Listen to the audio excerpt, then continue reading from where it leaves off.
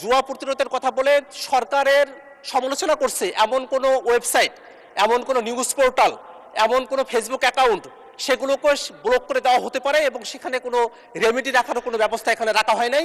কোর্টে যাওয়ার মতো কোনো এখানে ব্যবস্থাপনা এখানে রাখা হয়নি। মাননীয় স্পিকার, জুয়া প্রতিরোধ আইন যেটা বিল আকারে নিয়ে আসা হয়েছে সেটার বাহ্যিক উদ্দেশ্য অত্যন্ত ভালো।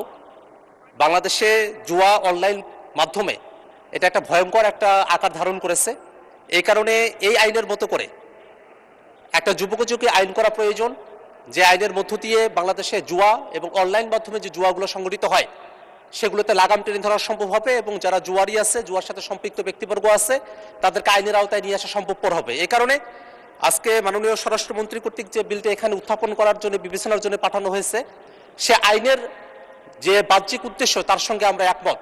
কিন্তু এই আইনের স্পেসিফিক কিছু ধারা আছে যেগুলো আমি সংশোধনের জন্য এখানে দিয়েছি। সেই ধারাগুলো ভবিষ্যতে এটার অপব্যবহার বা মিসইউজ হওয়ার সুযোগ আছে। মাননীয় স্পিকার, এটা আশঙ্কার বিষয়। এই কারণে আমরা যদি এই আইনের 36 নম্বর ধারার 2 নম্বর উপধারার দিকে তাকাই, তাহলে দেখব এখানে তল্লাশি এবং জব্দের জন্য বলা হয়েছে যে কোনো পুলিশ অফিসার যদি বিশ্বাস করেন যে এই ধরনের কোনো ঘটনা সংঘটিত হচ্ছে, তাহলে সেখানে তিনি তল্লাশি এবং জব্দ করতে পারবেন আদালতের অনুমতি ছাড়াই। এই জায়গাটাতেই আমাদের একটা আশঙ্কার জায়গা। মাননীয় স্পিকার, যদি কোনো একটা কর্তৃপক্ষকে আদালতের অনুমতি ছাড়াই এই ধরনের সুযোগ দেওয়া হয়, সরকার হয়তো মিসইউজ করতে চায় না, কিন্তু সেই কর্তৃপক্ষ যদি আইনটাকে মিসইউজ করতে চায়, তাহলে নাগরিকদের যে অধিকার সেটা খর্ব হতে পারে। মাননীয় স্পিকার, এই আইনের 37 নম্বর ধারা এবং 38 নম্বর যে ধারা, সেখানে জুয়ার স্থান সিলগালা করা, বন্ধ করা এবং website, app, server, domain, IP address এগুলোকে ব্লক করার কথা বলা হয়েছে। মাননীয় স্পিকার, এই দুইটা জায়গাতেও একইভাবে আদালতের অনুমতির উপরে নির্ভর না রেখে কোনো একটা কর্তৃপক্ষ তারা চাইলেই কোনো একটা অ্যাপ, কোনো একটা ডোমেইন, কোনো একটা সার্ভার সেটাকে তারা ব্লক করে দিতে পারবেন। এই ধরনের ক্ষমতা এখানে দেওয়া হয়েছে।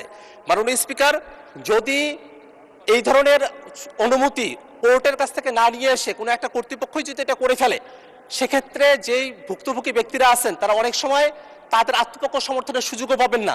সেক্ষেত্রে এমনও হতে পারে যে জুয়ার কথা বলে, জুয়া প্রতিরোধের কথা বলে সরকারের সমালোচনা করছে এমন কোনো ওয়েবসাইট, এমন কোনো নিউজ পোর্টাল, এমন কোনো ফেসবুক অ্যাকাউন্ট সেগুলোকে ব্লক করে দেওয়া হতে পারে এবং সেখানে কোনো রেমেডি রাখারও কোনো ব্যবস্থা এখানে রাখা হয় নাই।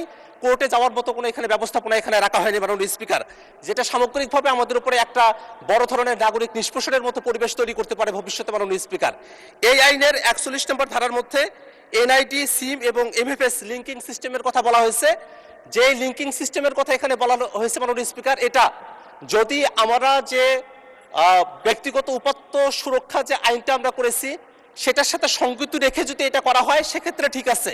কিন্তু যদি সিম কার্ড এবং এইখানে এমএফএস লিঙ্কিং এর মতো যে ব্যবস্থাপনার কথা বলা হয়েছে, এটা যদি অবারিত করে রাখা হয়, এখন যেভাবে এই আইনের 41 ধারায় অবারিত করা হয়েছে, তাতে করে অনেক সময় নিরপরাধ কোনো ব্যক্তি তাদের এই ব্যক্তিগত তথ্য উপাত্ত যেগুলো আছে সেগুলো হুমকির মুখে পড়তে পারে, সেগুলো যে কোনো সময় যে কোনো জায়গায় এগুলো প্রকাশিত হয়ে যেতে পারে। মাননীয় স্পিকার, এই কারণে মাননীয় স্পিকার, আমরা একটা আশঙ্কার কথা জানি। যখন শেখ হাসিনা সরকার ডিজিটাল সিকিউরিটি অ্যাক্ট এই আইনটা যখন পাশ করেছিল, তারা বলেছিল যে এটা ভালো, যে অনলাইন মাধ্যমে অপরাধগুলো হচ্ছে সেগুলোকে নিরোধ করার জন্য সেই আইনটা করা হয়েছিল, বলা হয়েছিল।